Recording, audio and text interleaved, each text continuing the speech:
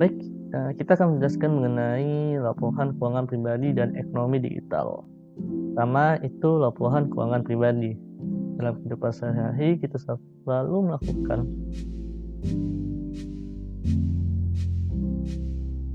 Baik, saya akan menjelaskan mengenai laporan keuangan pribadi dan ekonomi digital. Pertama kita akan membahas mengenai laporan keuangan pribadi. Dalam kehidupan sehari-hari kita selalu melakukan kegiatan ekonomi. Kegiatan ekonomi yang dilakukan pasti memerlukan biaya, secara sadar maupun tidak sadar. Secara terus-menerus kita telah melakukan pengeluaran atau biaya. Perilaku konsumtif menjadi salah satu penyebab seseorang akhirnya kesulitan memenuhi kebutuhan sehingga terjerat utang. Perilaku konsumtif memiliki beberapa dampak negatif, seperti pengeluaran uang belanja yang tinggi padahal hanya untuk bahan yang tidak penting. Kedua itu keinginan belanja yang sulit dikontrol. Yang ketiga itu perilaku boros dan hedonisme yang mulai timbul dan sulit dikontrol. Terusnya itu adanya kecemburuan sosial melihat gaya hidup dan barang yang dimiliki orang lain hingga menimbulkan keinginan untuk meniru dan membelinya. Selanjutnya itu mengurangi kesempatan menabung sehingga tidak mampu menyiapkan kebutuhan mendatang. Selanjutnya tidak memiliki dana darurat. Selanjutnya sulit membedakan antara keinginan dan kebutuhan. Perilaku konsumtif harus dihindari dengan cara memantau pengeluaran dan pemasukan. Perlukan catatan pribadi untuk melihat pengeluaran dan pemasukan. Catatan keuangan pribadi ini dapat berisi jumlah pendapatan, pengeluaran, pembelanjaan, alokasi kebutuhan di masa mendatang, dan hal-hal lainnya.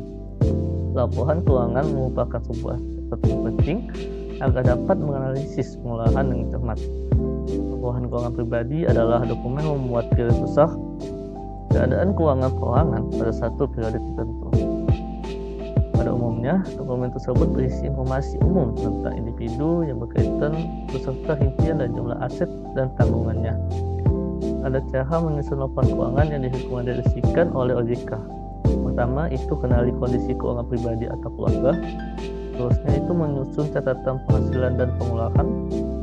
Yang ketiga itu mengukur tingkat kesehatan keuangan. Dan terakhir itu mengevaluasi tingkat kesehatan keluarga.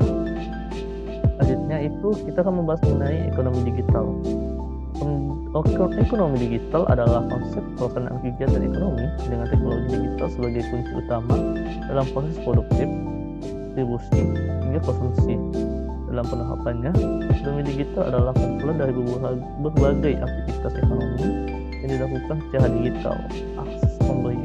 Akses perbankan digital serta belanja di e-commerce merupakan dua aktivitas ekonomi digital Indonesia yang banyak ditemui pada kehidupan sehari-hari. Hasilnya adalah proses berbisnis efisien yang berkontribusi untuk mengembangkan perekonomian negara secara optimal. Ada beberapa manfaat pengembangan ekonomi digital. Yang pertama itu persediaan informasi yang lebih banyak, lebih hemat waktu, lebih menghemat biaya, menurunkan hambatan, dan terakhir itu meningkatkan pertumbuhan ekonomi. Selanjutnya salah satu tantangan juga ekonomi digital itu yang pertama itu keamanan internet, selanjutnya itu SDM kurang memadai, dan terakhir itu regulasi yang belum optimal. Ekonomi digital berkembang seiring dengan perkembangan revolusi industri 5.0. Revolusi industri 5.0 adalah konsep yang muncul di Jepang dan telah menjadi topik penting dalam diskusi global tentang transformasi sosial dan ekonomi di era digital. Beberapa karakteristik utama dari revolusi industri 5.0. Yang pertama itu integrasi teknologi dan manusia. Salah satu karakteristik dari revolusi industri 5.0 adalah integrasi yang erat antara teknologi dan manusia. Ini mencakup penggunaan teknologi seperti kecerdasan buatan atau AI, Internet of Things atau IoT, dan Big Data untuk meningkatkan kualitas manusia. Yang selanjutnya itu pemberdayaan individual dan komunitas. Revolusi industri 5.0 bertujuan memperdaya individu dan komunitas untuk mengatasi berbagai tantangan sosial dan ekonomi. Terusnya itu ada solusi berkelanjutan menekan masalah lingkungan dan sosial dengan menggunakan teknologi untuk mengelola sumber daya secara efisien. Revolusi industri 5.0 bertujuan untuk mengurangi dampak negatif terhadap lingkungan dan meningkatkan berkelanjutan. Ada juga dampak dari revolusi industri 5.0 pada masyarakat. Yang pertama itu perubahan di sektor pendidikan. Revolusi Industri 5.0 telah mengubah cara pendidik yang melakukan dalam penggunaan teknologi seperti e-learning, pembelajaran berbasis AI, dan virtual reality telah memungkinkan akses pendidikan lebih luas dan personalisasi yang lebih besar.